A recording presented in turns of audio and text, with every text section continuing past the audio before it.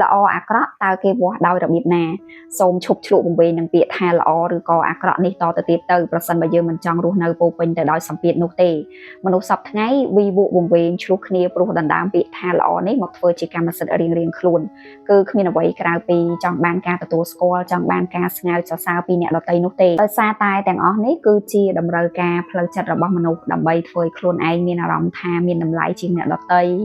មានមនុស្សយកចិត្តទុកដាក់ជាមួយខ្លួនច្រើនជាងអ្នកដទៃតែប៉ុណ្្នឹងឯងសង្គមសពថ្ងៃធ្វើឲ្យមនុស្សខ្លាចភាពឯកាខ្លាចការដែលមិនត្រូវបានគេទទួលស្គាល់ខ្លាចគេមិនចាប់អារម្មណ៍ជាមួយជាដើមពីព្រោះតែមនុស្សភាគច្រើនបាននាំគ្នាបង្កើតសង្គមមួយដែលបង្រៀនយើងថាតម្លៃរបស់មនុស្សគឺស្ថិតនៅលើការយល់ស្របរបស់មនុស្សភាគច្រើនមិនមែនស្ថិតនៅលើអ្វីដែលជាខ្លួនគេនោះទេហើយតែងតែព្យាយាមប្រៀបធៀបឬក៏វាស់វែងជាមួយអ្នកដទៃជានិច្ចដើម្បីបំពេញតម្រូវការផ្លូវចិត្តទាំងអស់នោះប៉ុន្តែតើល្អនិងអាក្រក់គេវាស់វែងវាដោយរបៀបណាទៅមនុស្សភាគច្រើនសពថ្ងៃសឹងតែគ្រប់គ្នាទៅហើយយល់ច្រឡំអំពីរបៀបវាស់វែងវាដោយចេះតែយកខ្លួនឯងទៅប្រៀបធៀបជាមួយនឹងអ្នកដទៃ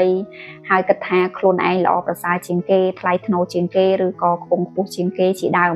ព្រោះតែយកចំណុចខ្វះខាតរបស់អ្នកដទៃមកវាតម្លៃខ្លួនឯងទាំងនេះប្រហែលជាមិនមែនវិធីត្រឹមត្រូវដើម្បីវាស់វែងល្អអាក្រក់នោះទេពីព្រោះតែវាធ្វើឲ្យចិត្តរបស់យើងនៅមិនស្ងប់យើងចេះតែខ្លាចអ្នកដទៃល្អជាងខ្លាចគេមើលមកថាយើងអន់ខ្លាចចេះខ្លាចចុះខ្លាចគ្រប់សពពោពេញទៅដោយសម្ពាធរកសន្តិភាពផ្លូវចិត្តមិនឃើញនោះទេបើយោងតាមព្រះពុទ្ធសាសនាគេមើលលើចេតនានិងលទ្ធផលដើម្បីវាស់វែងមិនមែនយើងគិតថាវាល្អវានឹងល្អនោះទេហើយមិនមែនយើងគិតថាវាអាក្រក់វានឹងអាក្រក់នោះទេក្នុងព្រះពុទ្ធសាសនាមានការបែងចែកជាពីរគឺកុសលនិងអកុសល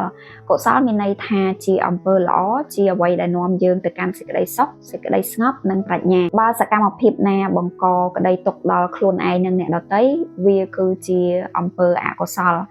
ហើយបើសកម្មភាពណាវាបង្កសុខឬក៏ផ្ដល់ក្តីសុខដល់អ្នកដទៃធ្វើឲ្យអ្នកដទៃរីកចម្រើនខាងផ្លូវចិត្តវាគឺជាកុសលអកុសលមានន័យថាអំពើអាក្រក់ដែលនាំចិត្តរបស់យើងទៅរកសេចក្តីទុក្ខការមិនស្ងប់ចិត្តនិងការរង្គោះរង្គើផ្លូវចិត្តជាដើមដូច្នេះគឺជាចេតនារបស់យើងផ្ទាល់រួមជាមួយនឹងលទ្ធផលគឺជាអ្នកវាស់វែងអំពើល្អនិងអំពើអាក្រក់មិនមែនជាការប្រៀបធៀបជាមួយទង្វើរបស់អ្នកដទៃនោះទេនៅក្នុងចិត្តវិទ្យាសម័យទំនើបក៏មានការលើកឡើងស្រដៀងគ្នានេះដែរគេឲ្យយើងគិតអ្វីដែលមានប្រយោជន៍ហើយអ្វីដែលគ្មានប្រយោជន៍គេឲ្យយើងបោះវាចោលគេមិនឲ្យយើងផ្ដោតលើពាក្យថាល្អឬក៏ពាក្យថាអាក្រក់នេះខ្លាំងពេកនោះទេពីព្រោះថាវាមិនបានផ្ដល់ផលល្អចំពោះខ្លួនយើងឡើយទៅវិញយើងគួរតែផ្ដោតលើចេតនារបស់យើងថាតើយើងមានចេតនាអ្វីយើងមានចេតនាធ្វើឲ្យរឿងមួយស្ងប់ឬក៏យើងមានចេតនាធ្វើឲ្យរឿងមួយនោះវាផ្ទុះឡើងដូចជាក្របបែកកុំខ្វល់ថាអ្នកដទៃគេមានចេតនាបែបណាវាជារឿងរបស់គេប៉ុន្តែត្រូវសង្កេតមើលចេតនារបស់យើងផ្ទាល់ថាតើយើងមានបំណងចង់ឲ្យខ្លួនឯងស្ងប់សុខនិងចង់ឲ្យអ្នកដទៃស្ងប់សុខដែរឬទេការបញ្ចប់រឿងណាមួយវាមិនមែនជារឿងពិបាកនោះទេប៉ុន្តែរឿងដែលពិបាកគឺជាការមិនស្គាល់ពីចេតនារបស់យើងខ្លួនឯងសរុបមកវិញល្អឬក៏អាក្រក់វាគឺជាចេតនារបស់យើងផ្ទាល់វាមិនមែនជារឿងដែលយើងត្រូវយកទៅវាស់វែងជាមួយអ្នកដទៃ